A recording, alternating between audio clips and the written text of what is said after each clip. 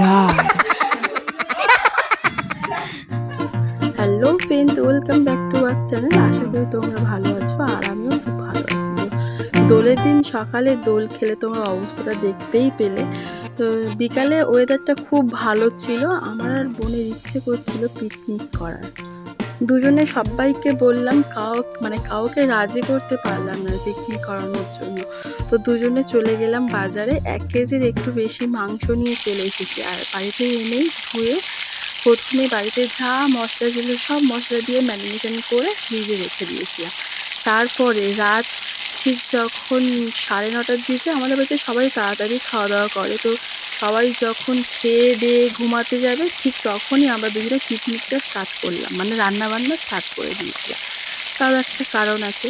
তো যাই হোক, তোমরা দেখো আমার রান্নার খুব একটা দেখানো কিছু নেই, কারণ আমি গতর বাঁচিয়ে যত শর্টকাটে কিপটেমি করে রান্নাটা ভালো করা যায় আমি সেটাই করি। তো তোমরা দেখতেই পাচ্ছ এখানে আমি আবারও শর্টকাটে মাংসের আলুটা পেঁয়াজ আর টমেটোর সাথে ভেজে নিচ্ছি, কারণ আলাদা করে ভাজলে সময়ও লাগতো আর তেলও বেশি লাগতো, সেই জন্য এই শর্টকাট আমার।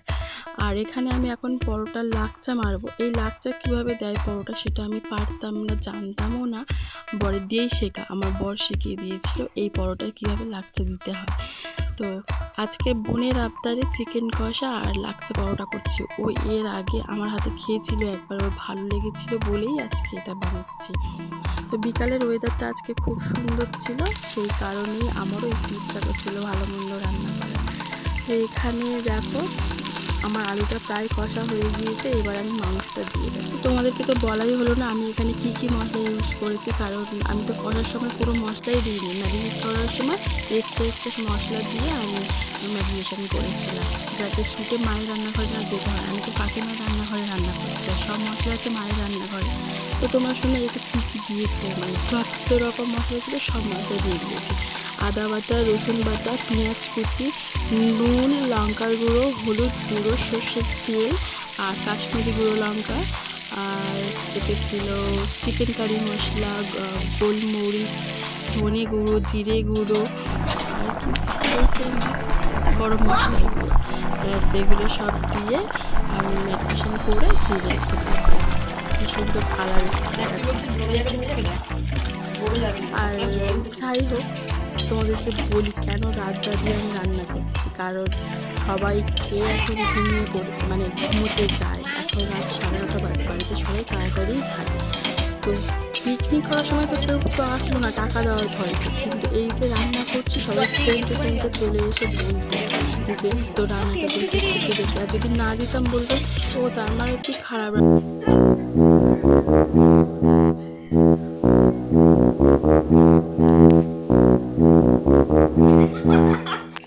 পিছন ফিরে দেখি বোন আমার চিন্তামণি হয়ে গিয়েছে। তো আমি আর বোন এটা নিয়েই হাসাহাসি করছিলাম যে কারোর দেওয়ার ভয়েতে আমরা রাত 9:30টার সময় রান্না বসিয়েছি, সবাই যখন খেয়ে দিয়ে শুতে গেছে সেই সময়। তো যাই হোক, এখন পরোটাগুলো বেলে নেব। আর আমাদের মুখগুলো দেখো পুরো সবুজ হয়ে গেছে, আমি তো মুখে জালি ঘষে ঘষে রং তুলেছি, আর বোন তো একদম সবুজে সবুজ হয়ে আছে। তো মাংস তো প্রায় হয়ে এসেছে, এবার পরোটাগুলো বেলে ফেলবো। আর যেটা বলছিলাম, কাউকে যদি না দিই তখন বলবে ও তার মানে তুই ভালো রান্না পারিস না, সেই জন্য কাউকে দিতে চাইছিস না, এরকম করে করে সবাই খেয়ে দিয়ে চলে যেত। সেই জন্যই রাত বাঁধিয়ে রান্না করছি আমি।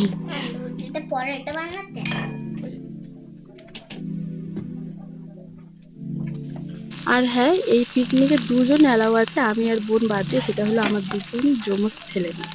তো ওদেরকে ফেলে কি খাওয়া যায়? আমার বোনও ওদেরকে খুব ভালোবাসে, আর আমার ছোটো মেয়ে তো বোনের সাথে সাথেই সবসময় থাকে, সেই জন্য ওরা বাদ যায়নি। আর বাইরে কিন্তু ঝড় বৃষ্টি হচ্ছে, আর এখানে দেখো কি সুন্দর পরোটাগুলো ভাঁজগুলো পড়েছে, দেখেছো? আমি তো পরোটা ভাজছি আর ওখানে দেখো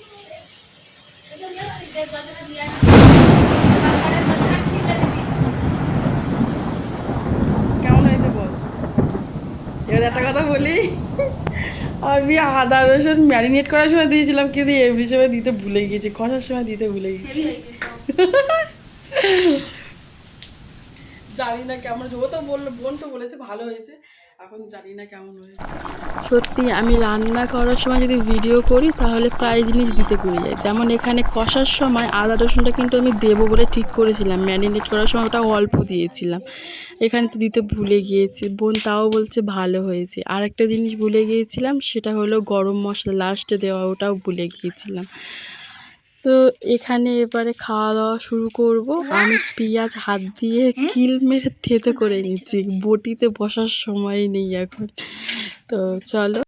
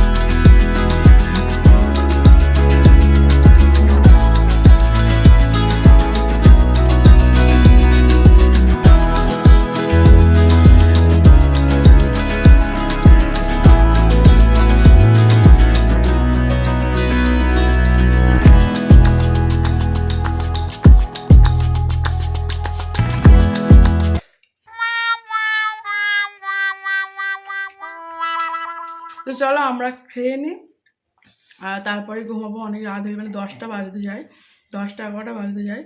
তো 10টা বাজলে অনেক রাত না, কিন্তু 11টা হয়তো বাজতে যায়। ঠিক আছে, তো চলো টাটা।